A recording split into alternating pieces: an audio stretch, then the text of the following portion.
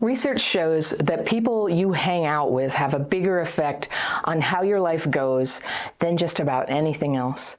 They influence the choices you make, they influence the standards you set for yourself, they influence the other people that you're going to meet in the future. But the weird thing is, people hardly talk about this. We talk about romance and how to date, but did anyone ever teach you how to have friends? No, it's assumed that we'll just pick it up by osmosis or from our families. If this is something your parents didn't model for you, or they couldn't model for you because they were really limited or damaged in this area too, you are so not alone. Especially for people who grew up with trauma, learning to have friends and be a friend is so tricky. Maybe you struggle to have friends, or you have friends, but the relationship stays on the shallow end, and you don't get close. Or you get close, but then your trauma symptoms can get the better of you, and something happens to trigger you, and the whole thing blows up. Big argument, little argument that you can't really recover from, or the friendship just crumbles. Has this happened to you? I'm guessing it's happened a number of times. If you grew up with abuse and neglect, there's a high probability that having friends is a part of life that gets hard for you sometimes. And this is a big reason why unhealed trauma can be so devastating to your life over time.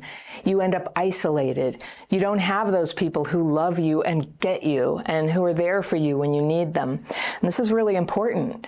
Not having that is a big setback, and I'm sure that it's robbed you in some ways of the life that you deserve. But the good news is, this can change, and you can heal. And the path of your life can start getting better right now if you can develop some friendship skills and learn to form friendships with good people. Now, this is something I had to really work on in my life. My trauma symptoms kind of got worse over time in my early adulthood. And so good friends that I had were pulling away. And I didn't know what was wrong. Now I know, now we all know, it's complex PTSD, and it has a common pattern of symptoms that once you know what they are, even if you haven't totally healed them yet, it can clarify what may have been going on and going wrong in your friendships, and what part of these problems is something you can change. So here's what I learned.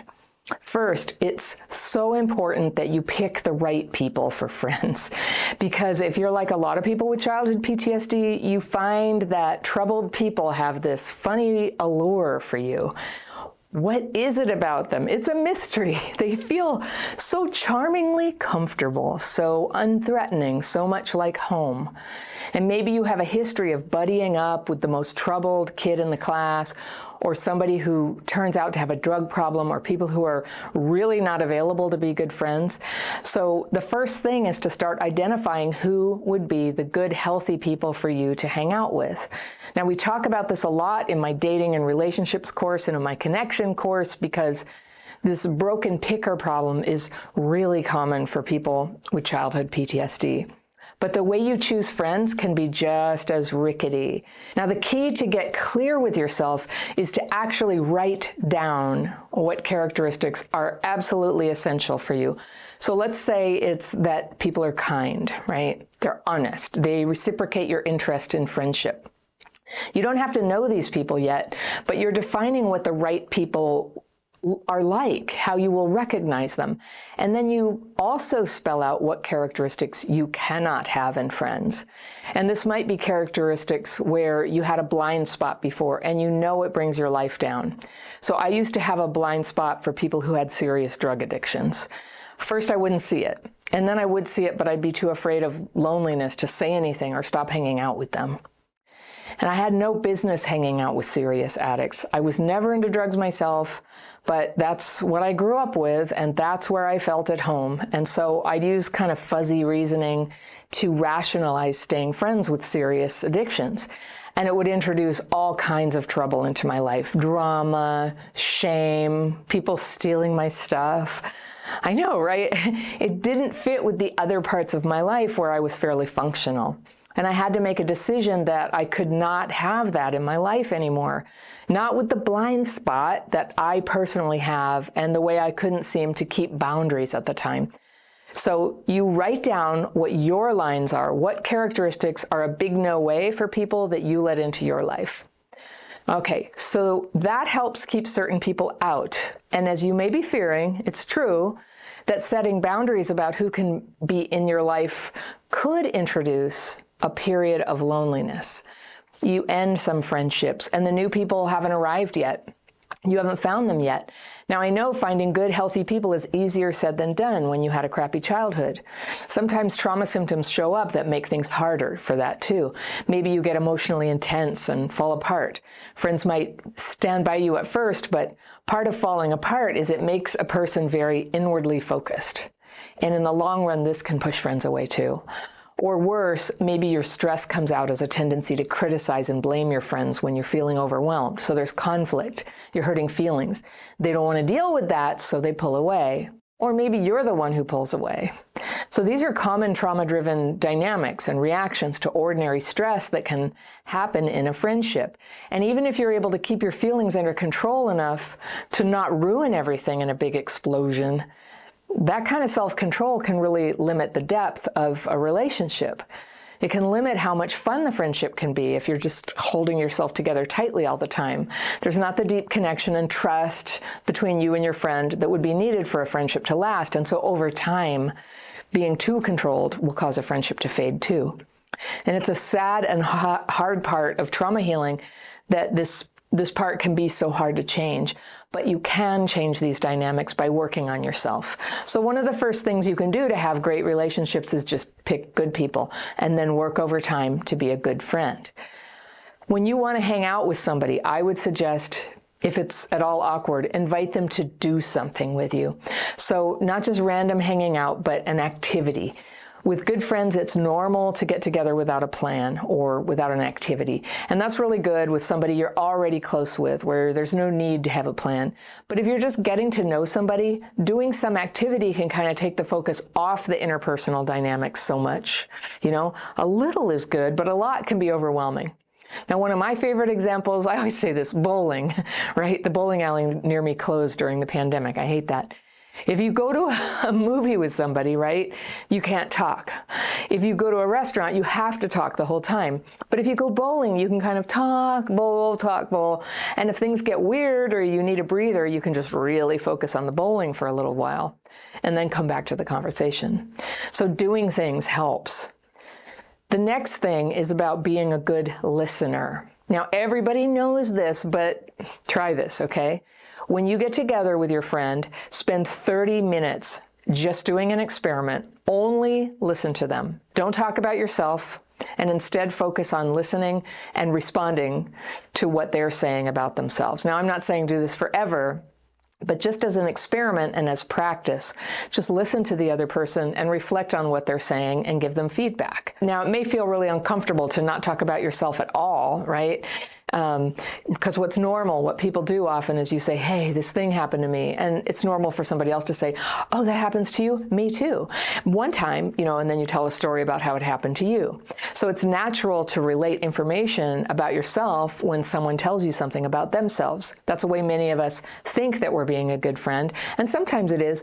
But when it goes too far, it can make the other person feel interrupted and deflated about something they were trying to be heard about. So it's good to really, hear what someone's trying to say, to really hear it. So when they tell you about something that happened, you can go, wow, what was that like for you? And then what happened? Right?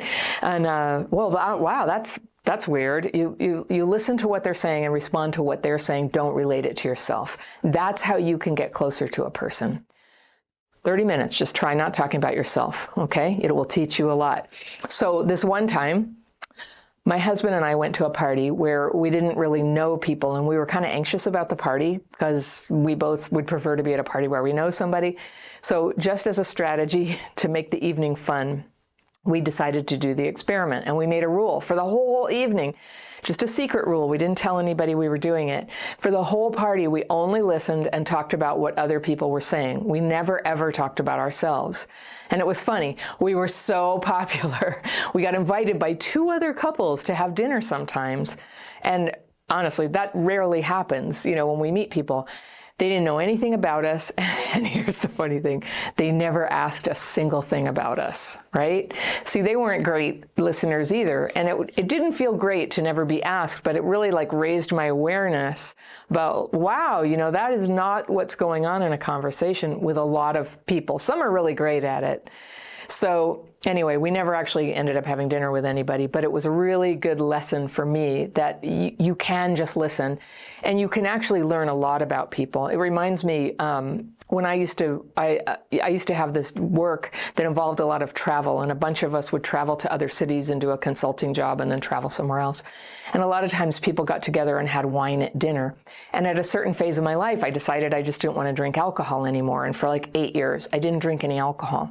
And it was so interesting because when you sit together and you don't drink alcohol with people who are just having some wine with dinner, like they get very open about stuff. And I was just very aware of myself. And it was a little bit of a contact high to be around people who were having a glass or two of wine. So I felt relaxed. I felt like myself, but I wasn't accidentally self-disclosing a bunch of stuff, which is what, especially back at that time of my life, was likely to have happened. And the other thing I liked about it is that, like, if I would go to the ladies' room at 10 o'clock at night and go to the mirror to wash my hands, I'd look in the mirror and my face was still fresh. It wasn't all like red with running mascara. It was a nice little thing.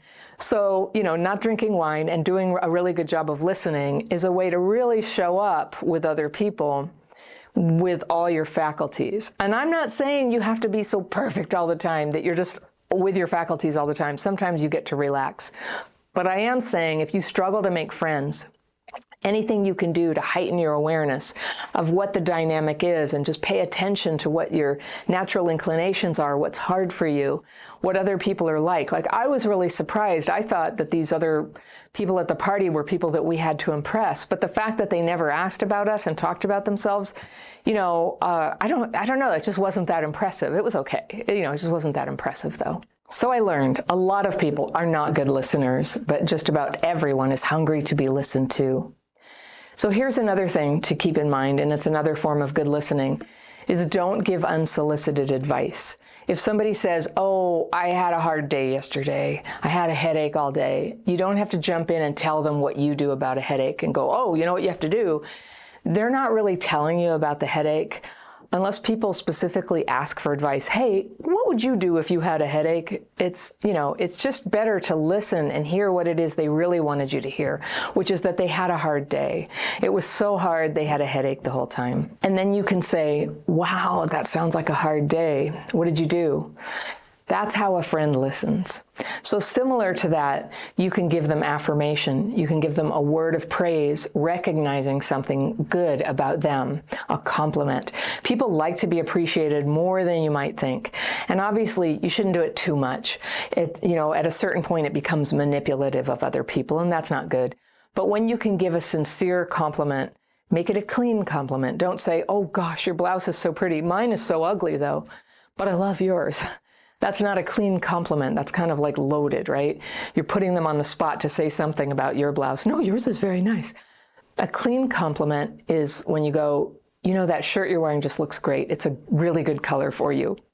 That's it. And you just make it clean, nice, clean compliment. And people like it, and it boosts their spirits.